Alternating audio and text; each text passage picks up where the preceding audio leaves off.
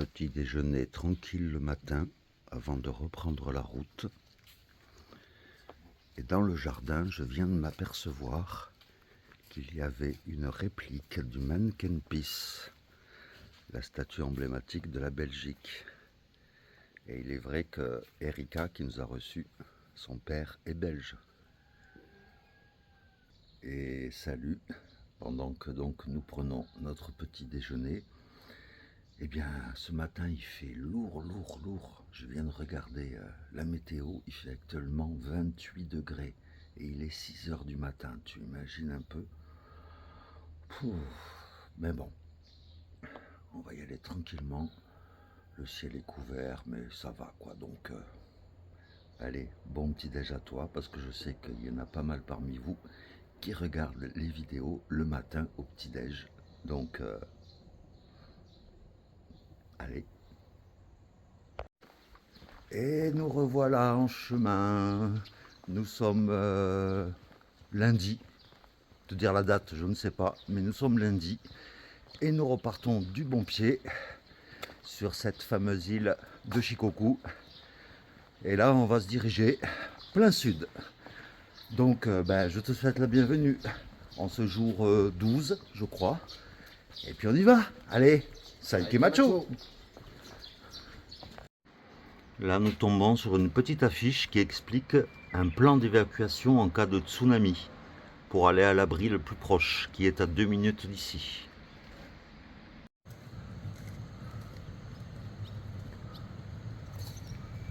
Voilà, nous sommes sur le point d'arriver au temple exceptionnel numéro 4.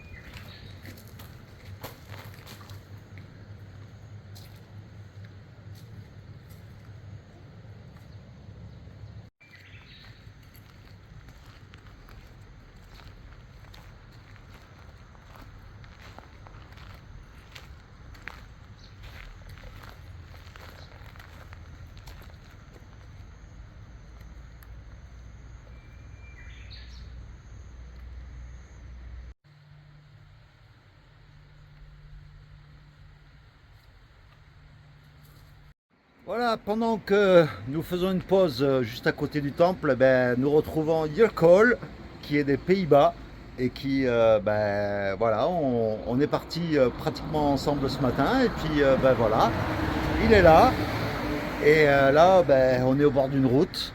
Le temple que nous sommes allés voir, il est juste derrière, au milieu des montagnes, et il fait chaud, il fait chaud. Et pendant que nous prenions une pause, il y a un Japonais qui s'est arrêté en voiture pour nous offrir une petite boisson énergisante. Franchement, c'est japonais, mais... Sans qu'au temple, on nous a déjà offert un café. Oui, et au temple, on nous a offert un petit café froid en plus. C'est japonais, vous les Japonais, je vous adore. Franchement, vous êtes un peuple en or. Et nous venons par la même occasion de changer de région, de préfecture, puisque maintenant nous sommes dans la préfecture de Kochi, après la préfecture de Tokushima. Et par la même occasion, par rapport au pèlerinage, eh bien, nous avons changé également d'évolution dans ce pèlerinage, puisque après l'éveil, la région de l'éveil, là maintenant nous sommes dans la région de la pratique ascétique, c'est-à-dire c'est un perfectionnement de soi et une amélioration de la vie spirituelle.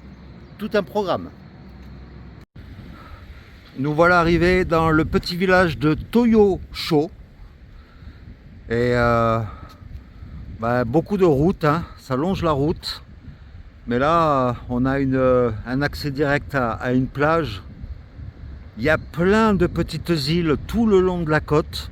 C'est magnifique. Il y a même des gens là au fond qui font du surf.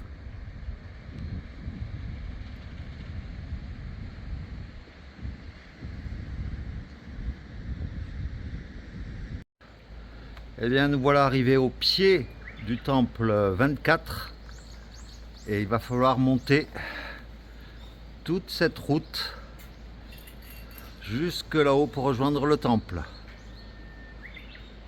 sous la pluie. 150 mètres plus haut, nous nous retrouvons donc au temple numéro 24, Otsumizaki-ji. Voilà le nom du temple. Dans cette ambiance de brouillard, ça crée une atmosphère toute particulière.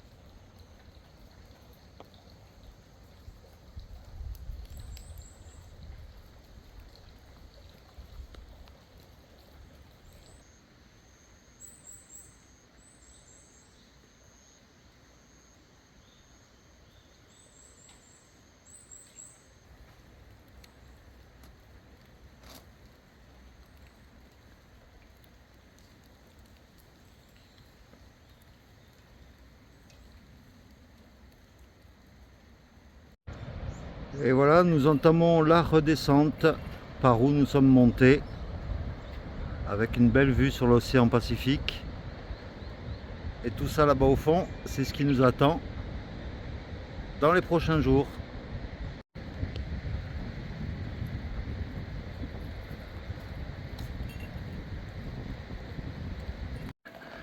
Et nous voilà redescendus de la montagne. Et là, nous voilà entre montagne et mer, juste derrière là. Et nous cheminons pour trouver un endroit pour se poser pour ce soir. Sur l'application Enro Helper que je t'ai présenté hier, eh bien, on a repéré apparemment une aire de repos avec une aire de camping gratuite où on peut se poser. Donc on va aller voir ça, c'est juste au bord de la mer, à côté d'une plage. Donc on va aller voir ça. Et tout au long de la côte, il y a plein de panneaux comme ça pour indiquer les aires d'évacuation en cas de tsunami. Comme là par exemple, il y a un abri en hauteur à 110 mètres par ici. Sur le bord du chemin, un arbre fruitier avec des fruits énormes. Regarde par rapport à la main de Pierre, ça a la texture d'une orange. Mais si c'est des oranges, regarde-moi ça, elle est aussi grosse que sa tête. Énorme. Eh ben, on te dit ça tout à l'heure. C'est pas moi qui la porte. En fait, ce genre d'escalier, c'est pour l'évacuation en cas de tsunami. Comme ça te permet d'être à presque 11 mètres de hauteur. D'accord. Et tout de suite, je te propose une petite vue aérienne des alentours de l'endroit où nous sommes, où tu vas pouvoir voir une partie de l'océan, bien sûr, et puis toute une vue plongeante sur la ville. Il y a plusieurs petites villes qui se touchent, plus les montagnes qui sont juste à côté.